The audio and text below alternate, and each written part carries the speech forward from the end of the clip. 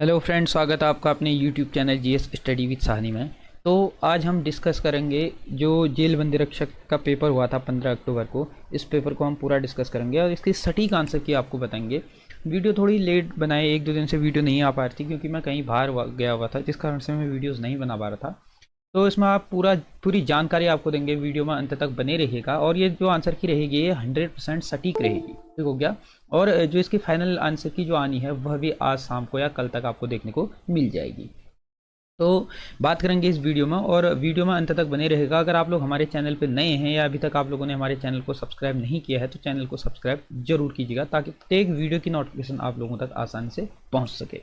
तो जो इस बार पेपर हुआ है जेल बंदी रक्षक का, ये पेपर काफ़ी इसको ज़्यादा इजी भी नहीं कह सकते हैं, क्योंकि उनके लिए इजी नहीं कह सकते हैं जो इसकी पहली बार तैयारी कर रहे थे, ठीक है। जो इसमें नए थे उनके लिए इजी टू ए मॉडरेट रहने वाला है, और जो काफ़ी टाइम से इसकी तैयारी कर रहे थे उनके लिए काफ़ी इजी ये रहने वाला है। और जो इसमें क्वेश्चन है, आप लोग अगर हमारे चैनल के साथ जुड़े हैं पहले से, आप लोगों ने अगर जो इसकी प्रैक्टिस सेट, मैंने प्रीवियस ईयर क्वेश्चन पेपर की प्रैक्टिस सेट डाली थी, उसमें से लगभग 70% जो इसका हिस्सा है वह आया हुआ है, ठीक हो गया। यानी कि 70% जो क्वेश्चन है वह प्रीवियस ईयर के क्वेश्चन इसमें डायरेक्ट उठा करके डाले गए हैं। और अगर आप लोगों ने हमारे टेलीग्राम चैनल में कुछ दी होगी तो शायद आप लोगों के इसमें से 70 के प्लस क्वेश्चन आपको वहाँ देखने को सीधे देखने को मिले होंगे प्रैक्टिस सेटों में और टेलीग्राम चैनल में जो हमारी क्विज होती है रात 10 बजे उसमें। तो आप लोगों ने अगर क्विज दी होगी और अगर आप लोगों ने थोड़ी तैयारी की होगी और कुछ डेली देते होंगे, और जो हमारी प्रैक्टिस सेट थी, इन प्रैक्टिस सेटों को आप लोगों ने देखा होगा, तो कहीं ना कहीं आपको 70 प्लस इसमें स्कोर, खाली इन प्रैक्टिस सेटों से ही आपको आराम से आप लोगों ने कर लिया होगा। तो काफ़ी इजी था, उन लोगों के लिए जो इसमें तैयारी काफ़ी टाइम से कर रहे थे उन लोगों के लिए काफ़ी अच्छा पेपर था, और काफ़ी क्या कहते हैं इसको, टफ भी नहीं कर सकते हैं। और जो विगनर्स थे उनके लिए इजी टू मॉडरेट रहने वाला है। तो पूरी जानकारी आपको इसमें देंगे, और इसमें आपको बताएंगे कि क्या इसकी एक्सेप्टेड जो मेरिट है वह रहेगी, क्या इसमें कितने में आप लोगों को जो सिलेक्शन है वह सेम माना जा सकता है। तो वीडियो में अंत तक बने रहेगा। तो बात करते हैं इसकी जो आंसर की है, सटीक आंसर की, उसको हम देखते हैं।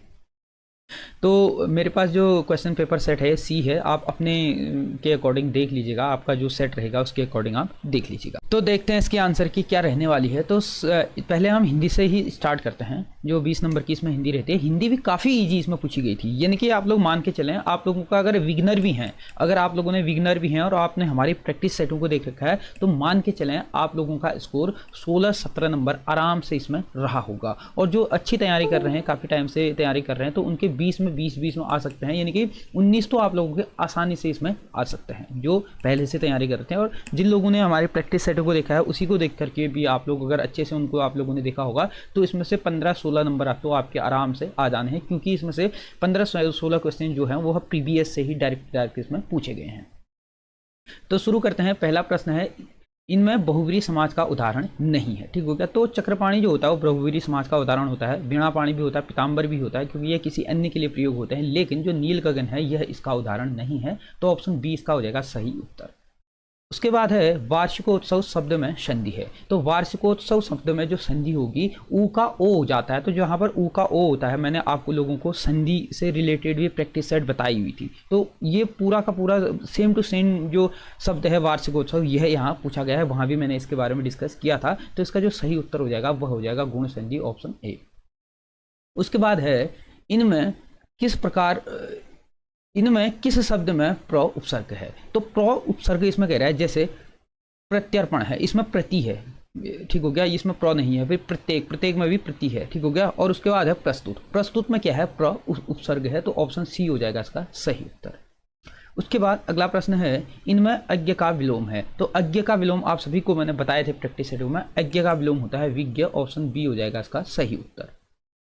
उसके बाद नेक्स्ट प्रश्न है, HTML क्या है। तो HTML को अगर आप लोग देखें, हाइपर टेक्स्ट मार्कअप लैंग्वेज इसका फुल फॉर्म होता है। यानी कि एक वेब जो पेज होता है उसकी भाषा है, ठीक हो गया। तो इसका जो सही उत्तर हो जाएगा वो क्या हो जाएगा, वेब भाषा है HTML। तो इसका सही उत्तर हो जाएगा ऑप्शन डी।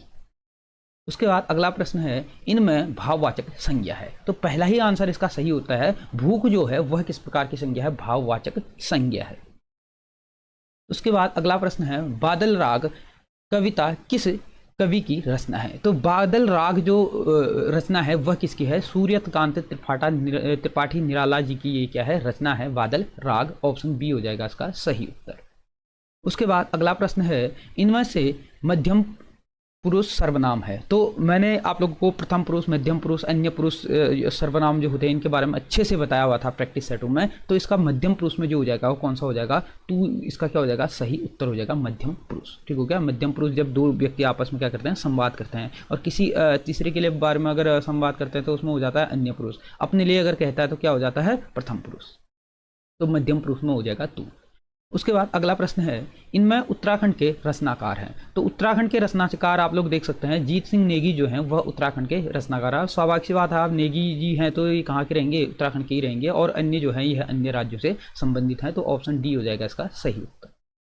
उसके बाद अगला प्रश्न है, इनमें शुद्ध अशुद्ध वाक्य है। अब अशुद्ध वाक्य इसमें कह रहा है, तो इसका जो सही उत्तर हो जाएगा वो हो जाएगा ऑप्शन सी, क्योंकि इसमें क्या कहा गया है? उन्नति के मार्ग में संकट भी आते ही हैं। ठीक हो क्या? अब इसमें हो सकता था कि उन्नति के मार्ग में संकट आते ही हैं, ये होता भी इसमें एक्स्ट्रा लगाया गया है, तो क्या हो जाएगा? असत्य हो जाएगा। ऑप्शन सी इसका सही उत्तर हो जाएगा। उसके बाद अगला प्रश्न है, इनमें तत्सम शब्द नहीं है। तो तत्सम शब्द जो नहीं है वह क्या है? जोगी। ठीक हो गया। जोगी इसमें क्या है? तत्सम शब्द नहीं है। ऑप्शन डी हो जाएगा इसका सही उत्तर। उसके बाद अगला प्रश्न है, उपमेय में उपमान का निषेध रहित आरोप होने पर कौन सा अलंकार होता है? तो निषेध रहित आरोप अगर होता है उपमेय उपमान में, तो उसमें हो जाता है कौन सा अलंकार? रूपक अलंकार। ऑप्शन डी हो जाएगा इसका सही उत्तर। उसके बाद अगला प्रश्न है, रिक्त शब्द के लिए प्रयुक्त वाक्यांश है। तो रिक्त शब्द के लिए प्रयुक्त जो वाक्यांश होता है, पुरानी पीढ़ी द्वारा नई पीढ़ी को मिलने वाली संपत्ति को कहा जाता है क्या? रिक्त। ऑप्शन सी हो जाएगा इसका सही उत्तर। ये जो क्वेश्चन थे ये कराए हुए थे, आप लोगों ने अगर देखे होंगे प्रीवियस ईयर जो हिंदी के जो पेपर थे उसको आप लोगों ने अगर अच्छे से देखा होगा, प्रैक्टिस सेट देखा होगा, तो वहाँ सारे ये मैंने कराए हुए थे। उसके बाद अगला प्रश्न है, बसंत की कोकिल मुहावरे का अर्थ है। तो वसंत की कोकिल क्या होता है कि वसंती ऋतु में ही कोकिल हमको देखने को मिलती है, तो यदा कदा प्रकट होने वाले को कहा जाता है वसंत की कोकिल। तो ऑप्शन सी हो जाएगा इसका सही उत्तर। उसके बाद अगला प्रश्न है, पहाड़ी हिंदी का विकास किस अपभ्रंश से हुआ है? तो पहाड़ी हिंदी, अब इसमें थोड़ा डिफिकल्ट ये है, तो इसमें क्या है कि इसमें दो आंसर हो सकते हैं। अब आयोग इसमें कौन सा आंसर देगा वो देखने वाला रहेगा जब इसकी फाइनल आंसर की जाएगी। तो इसमें शेरसैनी भी मेरे हिसाब से इसमें शेरसैनी अपभ्रंश रहेगा। क्यों? क्योंकि क्या है कि जो पश्चिमी पहाड़ी है, ठीक हो गया, पश्चिमी पहाड़ी और मध्य पहाड़ी जो है वह पश्चिमी और मध्य कौन से है? शेरसैनी से विकसित हुई है। ठीक हो गया। यानी कि पश्चिमी हिंदी और वो हिंदी मतलब मध्य वाली, जो जिसमें मध्य हिंदी में अगर बात करें कुमाऊनी और गढ़वाली आता है। लेकिन जो पूर्वी हिंदी आती है जिसमें खास करके गढ़वाली, यानी कि कौन सी भाषा? गोरखाली भाषा। ठीक हो गया। जो गोरखाली भाषा है वह किस अपभ्रंश से? वह खस अपभ्रंश से उसका विकास हुआ है। ठीक हो गया। अब इसमें किसने बी किया होगा, किसने सी किया होगा? आप इसमें देख सकते हैं, इसमें ज़्यादातर चांसेस जो रहेंगे वह रहेंगे शेरसैनी अपभ्रंश की ओर। इसमें आयोग भी जा सकता है। आप देखते हैं कि आयोग ने कहाँ से इसमें प्रश्न पूछा हुआ है, तो इसमें हो सकता है बी आंसर इसका हो सकता है। आने जब इसकी आंसर की आएगी तभी पता चल पाएगा, लेकिन इसमें शेरसैनी हो सकता है। लेकिन खस जो है वह नेपाली जो भाषा है उसका विकास हुआ है, लेकिन नेपाली हिंदी जो है वह पूर्वी हिंदी का ही क्या है? हिस्सा है। उसके बाद अगला प्रश्न है, सरकार शब्द किस भाषा का है? तो सरकार जो शब्द है यह फारसी भाषा का शब्द है। ऑप्शन डी हो जाएगा इसका सही उत्तर। सरकार किस भाषा का शब्द है? फारसी भाषा का शब्द है। उसके बाद अगला प्रश्न है, इनमें प्रारूप की विशेषता नहीं है। तो प्रारूपण की विशेषता नहीं है, तो प्रारूपण में क्या होना चाहिए? भाषा स्पष्ट होनी चाहिए, ये भी सही है। लेकिन प्रारूपण में अलंकार युक्त नहीं होना, यानी कि अलंकार की कोई ज़रूरत नहीं होती है प्रारूपण में। और प्रारूपण की भाषा विषयानुकूल होनी चाहिए, ये भी सही है। प्रारूपण की भाषा सरल होनी चाहिए, लेकिन अलंकार युक्त हो ये जरूरी नहीं है। तो इसका सही उत्तर हो जाएगा ऑप्शन बी। उसके बाद अगला प्रश्न है, इनमें शुद्ध वर्तनी वाला शब्द है। तो शुद्ध वर्तनी जो होती है वह अनुग्रहित होती है। ठीक हो गया। अनुग्रहित होता है, तो ऑप्शन ए हो जाएगा इसका सही उत्तर। उसके बाद अगला प्रश्न है, आचार्य हजारी प्रसाद द्विवेदी को उनकी किस पुस्तक पर साहित्य अकादमी पुरस्कार मिला था? तो उनको किसके लिए? आलोक पर्व के लिए इनको साहित्य अकादमी पुरस्कार मिला था। ऑप्शन सी हो जाएगा इसका क्या सही उत्तर। उसके बाद अगला प्रश्न है, बिंद्रा नामक गढ़वाली नाटक के लेखक हैं। तो बिंद्रा नामक गढ़वाली जो लेखक हैं यह पुरुषोत्तम डोभाल जी इसके क्या हैं, लेखक है। ऑप्शन बी हो जाएगा इसका सही उत्तर। उसका हम जीएस वाला पार्ट देखते हैं। तो जीएस जो है वह काफ़ी इजी इसमें पूछी हुई थी। तो इसमें हम देखते हैं जैसे निम्नलिखित में से किस वर्ष भारत में पेटेंट अधिनियम लागू किया गया था। अब पेटेंट अधिनियम ऐसा होता है कि अगर किसी चीज़ की खोज होती है, किसी चीज़ को बनाया जाता है, उसका क्या किया जाता है, पेटेंट किया जाता है। मतलब अगर वही चीज़ अगर कोई दूसरा अगर कर देता है तो जिसने इसको पेटेंट रजिस्टर किया होगा, अगर दूसरा भी अगर उसी को कर देता है तो क्या हो जाएगा, इस अधिनियम के तहत वह क्या हो जाता है, गैरकानूनी हो जाता है। तो ये किसके कब आया था, 1970 के दशक में आया था। तो ऑप्शन बी हो जाएगा इसका सही उत्तर। उसके बाद अगला प्रश्न है, भारत में प्रथम पंचवर्षीय योजना निम्नलिखित में से किस वर्ष प्रारंभ हुई थी। तो प्रथम जो पंचवर्षीय योजना थी वह 1951 में प्रारंभ हुई थी। भारत सरकार द्वारा 20 सूत्री कार्यक्रम निम्न में से किस वर्ष प्रारंभ किया गया था। तो भारत सरकार के द्वारा जो 20 सूत्री जो कार्यक्रम था यह इंदिरा गांधी के समय में प्रारंभ हुआ था 1975 में। ऑप्शन सी इसका हो जाएगा सही उत्तर। उसके बाद अगला प्रश्न है, ईडन गार्डन मैदान कहाँ है। आप लोगों को सभी को पता है कोलकाता में है ईडन गार्डन, ठीक हो गया। तो ऑप्शन सी इसका हो जाएगा सही उत्तर। उसके बाद है मेलबर्न क्रिकेट क्लब, यानी कि मेलबर्न क्रिकेट क्लब MCC मैदान किस देश में है। तो मेलबर्न जो क्रिकेट क्लब है यह मैदान कहाँ पर है, यह मैदान है ऑस्ट्रेलिया में, ठीक हो गया। तो ऑप्शन डी हो जाएगा इसका क्या सही उत्तर। उसके बाद हाल ही में एक व्यक्ति हैं, फुटबॉल खिलाड़ी थे पेले, इनका निधन हो गया है। तो इनका जो संबंध है किससे है, फुटबॉल से। आप लोगों को मैंने करंट अफेयर जो खेल की समसाम की जो घटनाएं हैं उसमें ये सारे क्वेश्चन कराए हुए थे खेल से संबंधित। तो ऑप्शन हो जाएगा सी इसका सही उत्तर। उसके बाद अगला प्रश्न है, स्प्रिंगफील्ड कॉलेज किस देश में है। तो स्प्रिंगफील्ड जो कॉलेज है वह किस देश में है, वह है USA में। तो ऑप्शन हो जाएगा इसका सही उत्तर ऑप्शन डी। उसके बाद अगला प्रश्न है, स्कूल ऑफ लिपजिग किस देश में है। तो ये कहाँ है, जर्मनी में है school of Leipzig. Option D हो जाएगा इसका सही उत्तर। उसके बाद भारत रत्न पुरस्कार किस देश द्वारा दिया जाता है। ये अगर कोई विग्नर भी होगा तो ये सभी को पता होता है, यानी कि जो कुछ बहुत जानता भी होगा उसको भी पता होता है कि जो भारत रत्न पुरस्कार है, ये बच्चों वाला सवाल कह सकते हैं इसको। ऑप्शन डी होगा इसका सही उत्तर, भारत में दिया जाता है। ऑपरेटिंग सिस्टम एक है। तो ऑपरेटिंग सिस्टम जो होता है वह क्या होता है, एक सॉफ्टवेयर होता है। सॉफ्टवेयर होता है जो ऑपरेटिंग सिस्टम होता है। तो ऑप्शन ए हो जाएगा इसका सही उत्तर। कंप्यूटर संबंधी करंट अफेयर और कंप्यूटर संबंधी क्वेश्चन मैंने सारे कराए हुए थे प्रैक्टिस सेटों में, आप लोगों ने देखे होंगे। तो आप लोगों ने ईजी से इन चीज़ों को कर लिया होगा। उसके बाद डैश डैश भंडारण का उदाहरण है।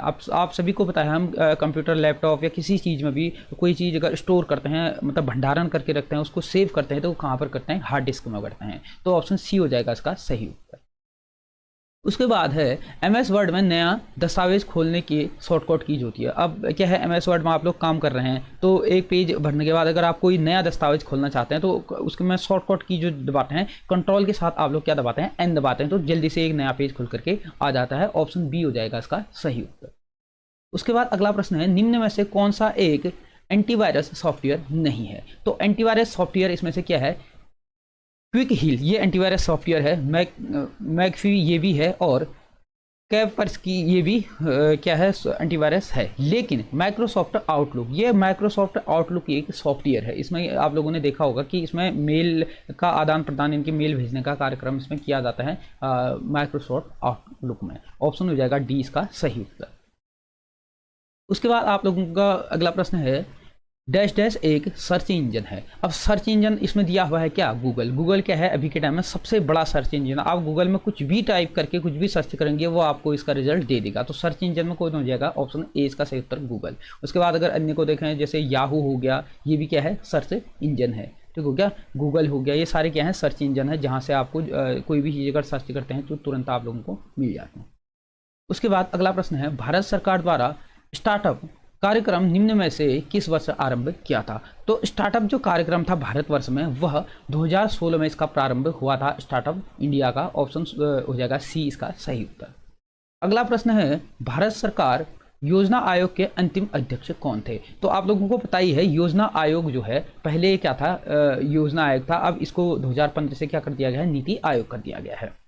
तो आप लोगों को पता ही है कि इसका जो अध्यक्ष होता है वो कौन होता है, प्रधानमंत्री होता है। अब 2015 तक ये क्या था, योजना आयोग था, और उसके बाद ये क्या बन गया है, नीति आयोग बन गया है। और योजना आयोग का जो अध्यक्ष होता था वो कौन होता था, प्रधानमंत्री होता था। तो 2014 में प्रधानमंत्री कौन था, नरेंद्र मोदी जी थे। तो अंतिम अध्यक्ष भी इसके कौन हो जाएंगे, नरेंद्र मोदी ही हो जाएंगे। तो ऑप्शन बी हो जाएगा इसका सही उत्तर।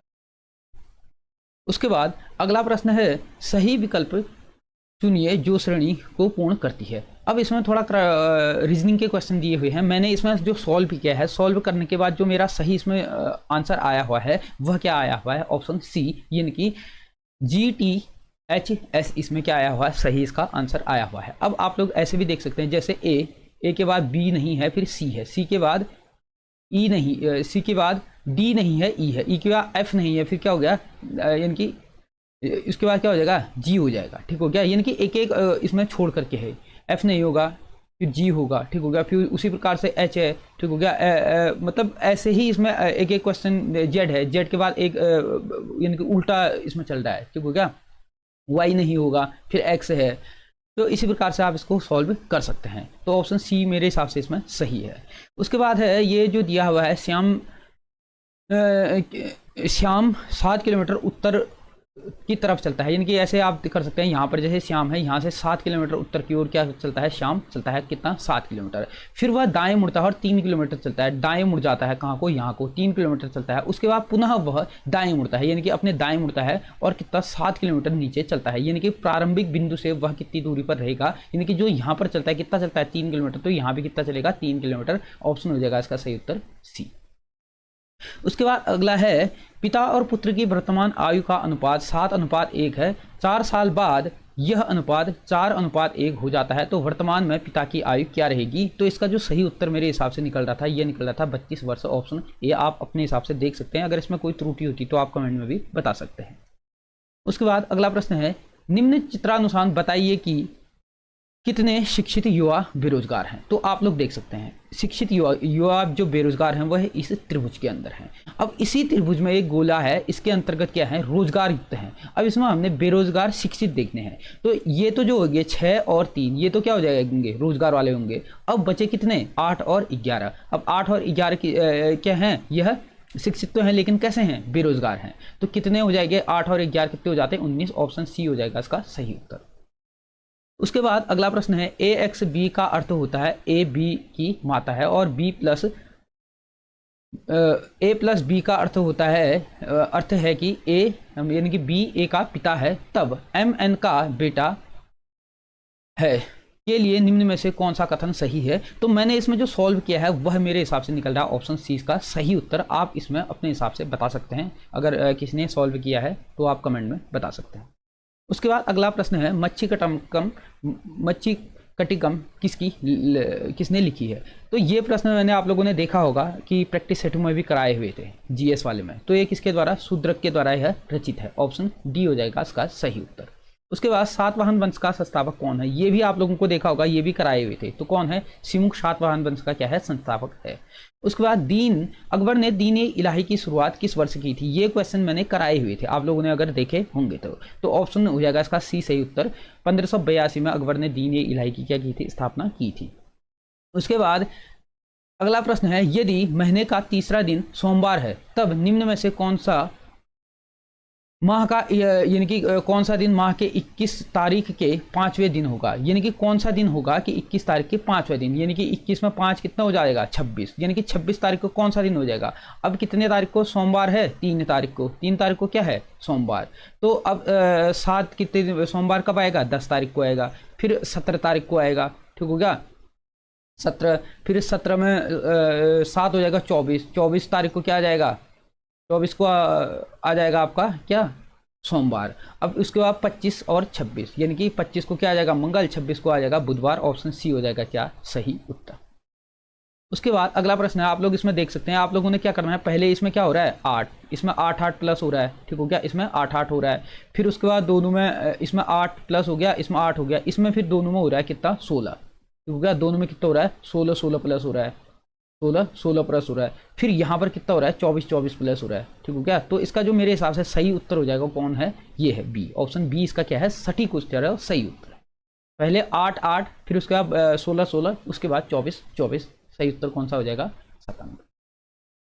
उसके बाद अगला प्रश्न है, सोशल कॉन्ट्रैक्ट नामक पुस्तक किसने लिखी थी? सोशल कॉन्ट्रैक्ट नामक जो पुस्तक लिखित है वह किसके द्वारा लिखी गई है? रूसो के द्वारा ये लिखी गई है। ऑप्शन डी हो जाएगा इसका सही उत्तर।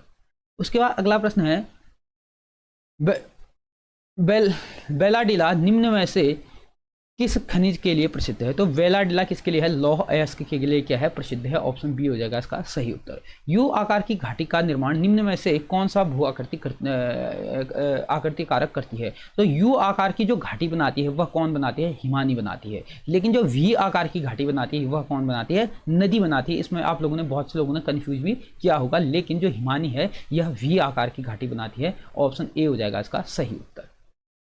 उसके बाद अगला प्रश्न है, निम्न में से किस भारतीय राज्य की सबसे लंबी तटरेखा, यानी कि कौन से राज्य की जो तटरेखा है भारत में और सबसे लंबी है? किसकी है? गुजरात की है। मैंने आपको बताया हुआ था। उसके बाद है, गुरु शिखर डैश डैश की सर्वश्रेष्ठ शिखर है, यानी कि सबसे ऊंची है, यानी कि कहाँ पर है? यह अरावली की है। ऑप्शन ए हो जाएगा इसका सही उत्तर। आप लोगों को मैंने कराए हुए हैं सारे। उसके बाद अगला प्रश्न है, वेदा जनजाति पाई जाती है। तो वेदा जनजाति जो है यह श्रीलंका में पाई जाती है। उसके बाद है 1878 का वर्नाक्युलर प्रेस एक्ट जब पारित किया गया था उस वक्त भारत का गवर्नर जनरल एवं वायसराय कौन था? तो जो वर्नाक्युलर प्रेस एक्ट था इसके तहत क्या किया गया था? प्रेस पर क्या की गई थी? रोक, यानी कि कंट्रोल लगाने के लिए ये एक्ट लाया गया था। और इस टाइम जो वायसराय था वो कौन था? लिप्टन के काल में ये हुआ था। कब? 1878 में। ऑप्शन बी हो जाएगा इसका सही उत्तर। उसके बाद अगला प्रश्न है, रामप्रसाद बिस्मिल और अशफाक उल्लाह को निम्न में से किस मामले में फांसी दी गई थी? तो काकोरी जो षड्यंत्र केस था, यानी कि काटकोरी केस था, इसके तहत इनको क्या की गई थी? फांसी दी गई थी। ऑप्शन ए हो जाएगा इसका सही उत्तर। उसके बाद अगला प्रश्न है, निम्न में से कौन एक मराठी राष्ट्रवादी लेखक है? तो मराठी राष्ट्रवादी लेखक इनमें से कौन है? यह है। ऑप्शन इसका हो जाएगा बी सही उत्तर। ठीक हो गया? बी, यानी कि विष्णु शास्त्री चिपलूकर इसके क्या है? लेखक हैं, मराठी राष्ट्रवादी लेखक हैं। ऑप्शन हो जाएगा बी इसका क्या सही उत्तर। अगला प्रश्न है, संविधान के किस संशोधन में यह स्पष्ट किया गया कि प्रधानमंत्री सहित मंत्रियों की संख्या लोकसभा में कुल शक्ति, यानी कि कुल सदस्यों के 15% से अधिक नहीं होगी? तो ये कब किया गया था? यह 91वें संविधान संशोधन में यह प्रस्ताव आया था। तो ऑप्शन हो जाएगा इसका सी सही उत्तर। उसके बाद अगला प्रश्न है, निम्नलिखित में से कौन संयुक्त राष्ट्र मानवाधिकार आयोग का मुख्यालय है? तो कहाँ पर है? जेनेवा में है। ऑप्शन स्विट्जरलैंड जेनेवा में है क्या मानवाधिकार का मुख्यालय? तो ऑप्शन सी हो जाएगा इसका सही उत्तर। उसके बाद 2019 के नागरिकता संशोधन अधिनियम के अनुसार निम्न में से किस देश के अवैध प्रवासी नागरिकों के लिए अर्हित नहीं है? यानी कि आप लोगों ने देखा होगा 2019 में जो नागरिकता संशोधन अधिनियम आया था, काफ़ी हंगामा भी हुआ था, जिसमें क्या था? म्यांमार हो गया, बांग्लादेश हो गया, और क्या कहते हैं अफगानिस्तान हो गया, पाकिस्तान हो गया, यहाँ के शरणार्थियों के लिए क्या किया गया था? यह अधिनियम लाया गया था। लेकिन इसमें जो शामिल नहीं है वो कौन सा है? श्रीलंका हो जाएगा। ऑप्शन बी हो जाएगा इसका सही उत्तर। उसका अगला प्रश्न है, निम्न में से कौन कैबिनेट मिशन 1946 का सदस्य नहीं है? तो ये मैंने कराए हुए थे सारे आपको लोगों को। तो कब कौन नहीं है आपको पता ही है। पैथिक लॉरेंस इसमें थे, एबी अलेक्जेंडर इसमें थे, और सर स्टैफर्ड क्रिस्प इसमें थे। लेकिन इसके अध्यक्ष भी मैंने बताया था, एल से लॉरेंस, एल से लीडर। तो इसमें अध्यक्ष थे पैथिक लॉरेंस। और उसके बाद इसमें नहीं थे, वह कौन नहीं थे? विलियम बेडन इसमें क्या नहीं थे? सदस्य नहीं थे। ऑप्शन हो जाएगा सी इसका सही उत्तर। उसके बाद अगला प्रश्न है, 2005 में बंगाल विभाजन के समय भारत का वायसरॉय कौन था? तो लॉर्ड कर्जन जो था, इसके शासनकाल में क्या हुआ था? बंगाल विभाजन हुआ था। ऑप्शन सी हो जाएगा इसका सही उत्तर। उसके बाद है उत्तराखंड। उत्तराखंड में आप लोगों के, यानी कि मान के चलो जिसने भी अगर उत्तराखंड थोड़ा भी बहुत भी अगर आप लोगों ने परीक्षा वाणी देखी होगी, या हमारे करंट अफेयर देखे होंगे, या आप लोगों ने हमारे जो प्रैक्टिस सेट है उनको देखा होगा, तो 37, 38, 39 के आसपास आप लोगों ने ये किए होंगे। ठीक हो गया? मतलब काफ़ी इजी इसमें पूछा गया था। तो 61वां प्रश्न है, सिख गुरु रामराय को देहरादून में जमीन किस गढ़वाली नरेश ने प्रदान की थी? तो सिख गुरु रामराय को जो जमीन दान दी गई थी वह किसके द्वारा? फतेहपति शाह के द्वारा यह किया गया था। ऑप्शन ए हो जाएगा इसका सही उत्तर। उसके बाद अगला प्रश्न है, श्रीनगर गढ़वाल में शरण लेने वाले मुगल बादशाह का नाम क्या था? तो श्रीनगर गढ़वाल में सुलेमान सिक्को के द्वारा क्या किया गया था? शरण लिया गया था। तो ऑप्शन हो जाएगा 20 का सही उत्तर। किसने इनको शरण दिया गया? पृथ्वीवती शाह के द्वारा सुलेमान सिक्को का क्या किया था? शरण दी थी। ठीक हो गया। उसके बाद है मानवोदय काव्य की रचना निम्नलिखित में से किस पवार शासक के शासनकाल में हुई थी? तो मानवोदय काव्य की जो रचना हुई थी वह मानसा के शासनकाल में हुई थी। ठीक हो गया। और कवि भरत जो है इसके क्या है? रचनाकार हैं मानवोदय काव्य के। उसके बाद अगला प्रश्न है श्रीनगर गढ़वाल का संस्थापक कौन था? तो श्रीनगर गढ़वाल का जो संस्थापक है वह ऑप्शन बी अजय पाल। अब इसी से रिलेटेड एक क्वेश्चन आगे भी दिया गया है। ठीक हो गया। मिलान करने में उसमें सही आप लोगों ने, अगर आप लोगों ने पहले अगर इस किसी को नहीं भी अगर ये आता होगा, अगर आप लोगों ने वो क्वेश्चन अगर देख लिया होगा तो ये दोनों आप लोगों के क्या हो गए होंगे? सही आप लोगों ने कर लिए होंगे। तो कभी कभी क्या होता है कि उसी क्वेश्चन पेपर में उसी किसी न किसी क्वेश्चन का आंसर भी छुपा रहता है, जो आप लोगों को यहाँ पर देखने को अभी मिलने वाला है। उसके बाद अगला प्रश्न है गढ़वाल में गोरखा शासन किस वर्ष के बीच रहा था? यानी कि किन वर्ष के, यानी कि 10.5 वर्ष आप लोगों को मैंने बताया था 10.5 वर्ष के आसपास यहाँ पर गोरखाओं का क्या रहा था? शासन रहा था। कहाँ पर? गढ़वाल में और कुमाऊं में 25 वर्ष के आसपास रहा था। तो 1804 से लेकर के 1815 तक जो शासनकाल रहा था गोरखाओं को गढ़वाल में रहा था। ऑप्शन ए हो जाएगा इसका सही उत्तर। उसके बाद अगला प्रश्न है गढ़वाली समाचार पत्र का प्रकाशन किस वर्ष हुआ था? तो 1905 में हुआ था गढ़वाली समाचार पत्र का प्रकाशन। उसके बाद अगला प्रश्न है निम्नलिखित में से कौन चिपको आंदोलन पर आधारित हरी भरी उम्मीद शीर्षक पुस्तक का लेखक है? तो हरी भरी उम्मीद जो शीर्षक जो पुस्तक लिखी गई है वह शेखर पाठक के द्वारा लिखी गई है। ऑप्शन हो जाएगा डी इसका सही उत्तर। उसके बाद अगला प्रश्न है गोरखा शासनकाल में ब्राह्मणों पर लगने वाला कर था। तो ब्राह्मणों पर जो कर लगाया गया था गोरखा शासनकाल में, कर भी मैंने आप लोगों को सारे के सारे बताए गए थे। गोरखा काल हो चाहे कुमाऊं चंद काल हो, सारे मैंने आप लोगों को बताए हुए थे। तो इसका सही उत्तर हो जाएगा कुशही कर जो था वह ब्राह्मण पर लगने वाला कर था। ऑप्शन ए हो जाएगा इसका सही उत्तर। उसके बाद अगला प्रश्न है निम्नलिखित में से कौन उत्तराखंड का लोक वाद्य नहीं है? तो ढोल दमाऊं यहाँ का लोक वाद्य है, रण सिंगा यहाँ का है, हुक्का भी यहाँ का है, लेकिन तानपुरी यहाँ का क्या है? लोक वाद्य नहीं है। तो ऑप्शन हो जाएगा डी इसका सही उत्तर। उसके बाद कालसी शिलालेख का संबंध है, कई बार मैंने आप लोगों को इसको बताया था। तो जो मौर्य वंशी था कौन? अशोक। ठीक हो गया। यानी कि मौर्य वंशी अशोक इसमें क्या हो जाएगा? इसका सही उत्तर हो। अशोक के द्वारा क्या किया गया था? कालसी शिलालेख खुदवाया गया था। ऑप्शन सी इसका सही उत्तर हो जाएगा। ठीक हो गया। उसके बाद अगला प्रश्न है उत्तराखंड में चलने वाला 4 धाम परियोजना निम्नलिखित में से किस कार्य से संबंधित है? तो ये सारे मैंने परियोजनाएं जितनी भी उत्तराखंड की थी और जितनी भी नई जो योजनाएं हैं उन सभी के बारे में वीडियो बना करके डाली हुई थी, आप लोगों ने देखा होगा। तो इसका सही उत्तर हो जाएगा सड़क निर्माण से संबंधित था। ऑल वेदर रोड का इससे संबंध है, किससे? 4 धाम परियोजना से। ऑप्शन बी हो जाएगा इसका सही उत्तर। उसके बाद उत्तराखंड सरकार की गोल्डन कार्ड योजना निम्नलिखित में से संबंधित है। तो निःशुल्क उपचार से इसका संबंध है। ऑप्शन बी हो जाएगा इसका सही उत्तर। उसके बाद अगला प्रश्न है 2011 की जनगणना के अनुसार उत्तराखंड राज्य की साक्षरता दर।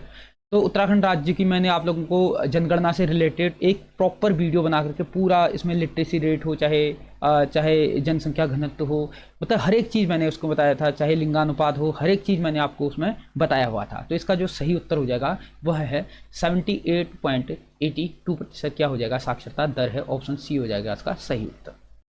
उसके बाद अगला प्रश्न है निम्नलिखित परमार शासकों में से किस के पास महान सेना नारी माधो सिंह भंडारी था? तो मैंने आप लोगों को ट्रिक के द्वारा भी इसको समझाया था कि एम से महान, मौ से माधो और महा से मही से मही। तो आप लोगों को मैंने ट्रिक के द्वारा भी इसमें समझाया हुआ था, आप लोगों ने देखा होगा। तो जो माधो सिंह भंडारी था वो किसका सेनापति था? महपति शाह का था। तो ऑप्शन सी हो जाएगा इसका सही उत्तर।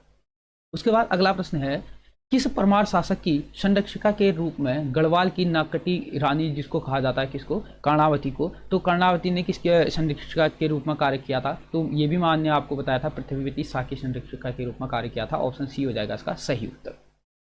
उसके बाद अगला प्रश्न है वर्तमान में उत्तराखंड के मुख्य सचिव कौन है? तो ये सारे मैंने आपको कराए हुए थे। एस संधू जो हैं, यानी कि सुखवीर सिंह संधू जो हैं, वह वर्तमान में क्या है? जो वर्तमान में ये है क्या?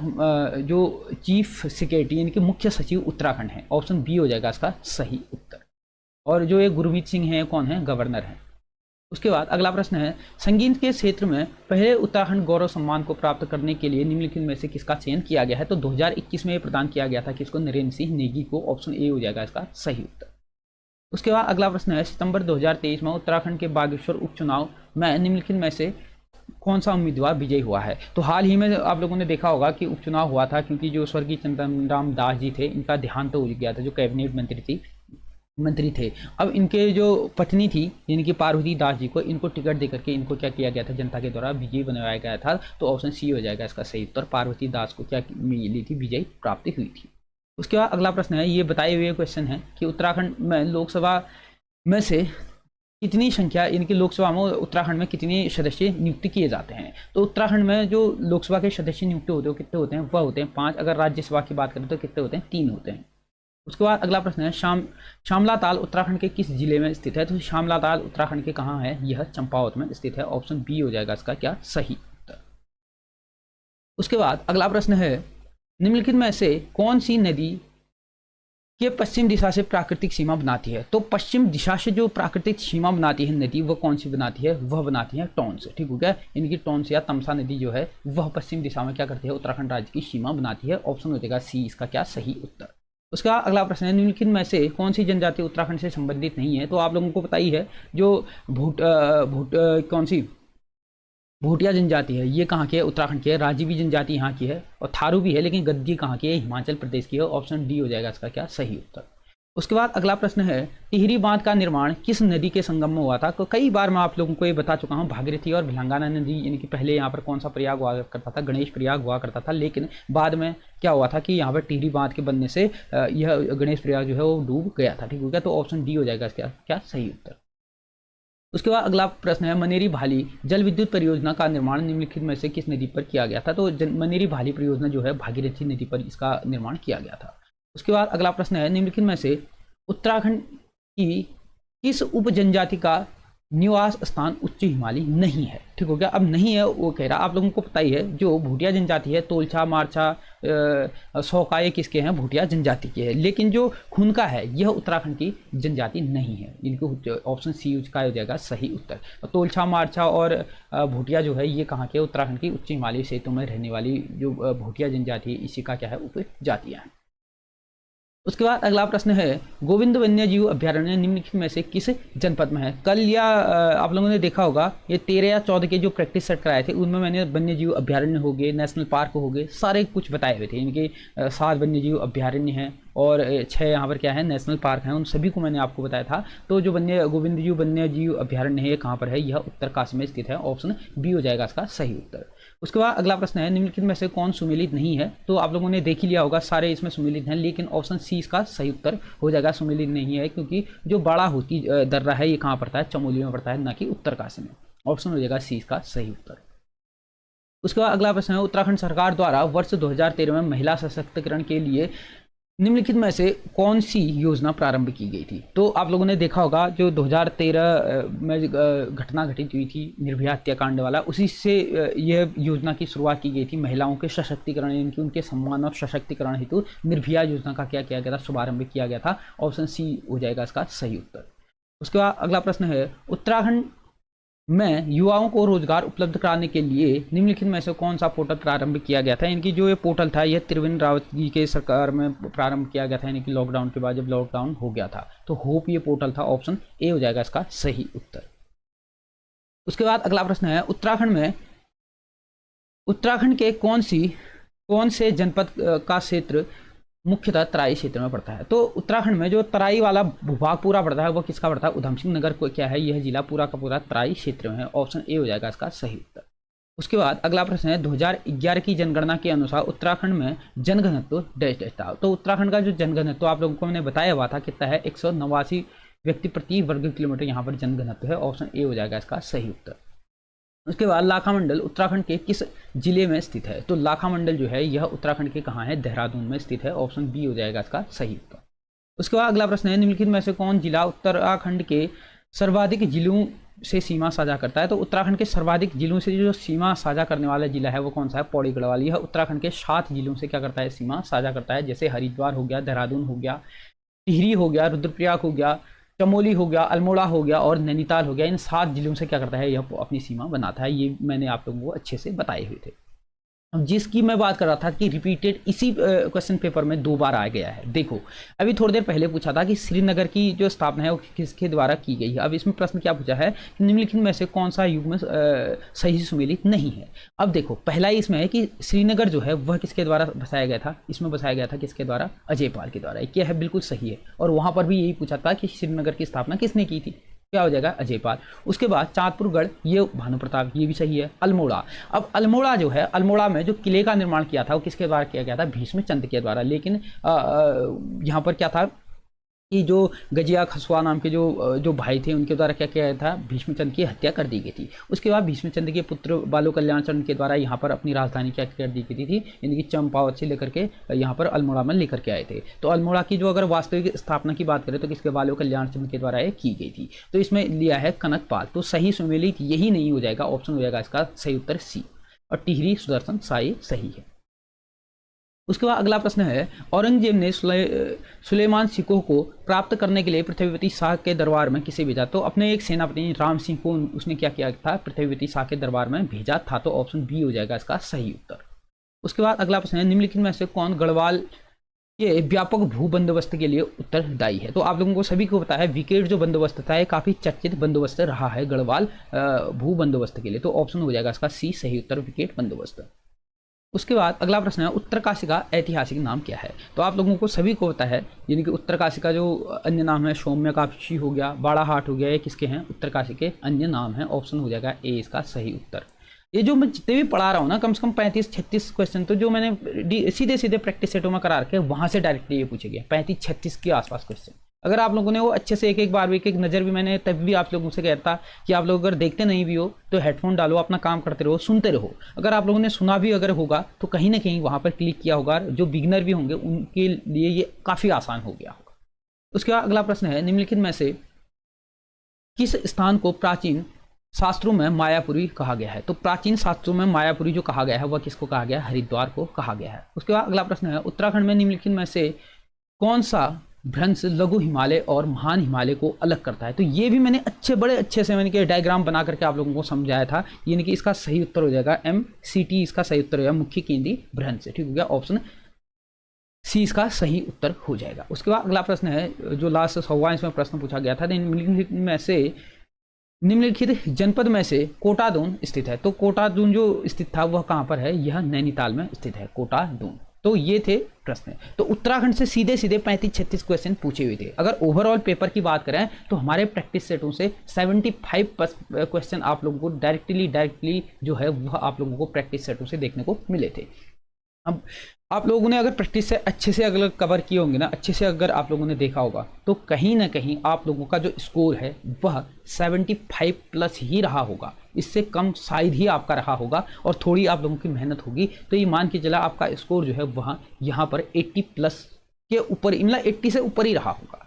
तो ये था जो आंसर की है सटीक आंसर की, यानी कि हो सकता है इसमें 1 या 2 क्वेश्चन आपको नीचे ऊपर देखेंगे, नहीं तो वो भी नहीं, आप लोग लगभग आप लोगों को 100% यही आपको क्या मिलेगा, आंसर की देखने को मिलेगी। आज या कल में आप लोगों को जो आंसर की देखने को मिलेगी।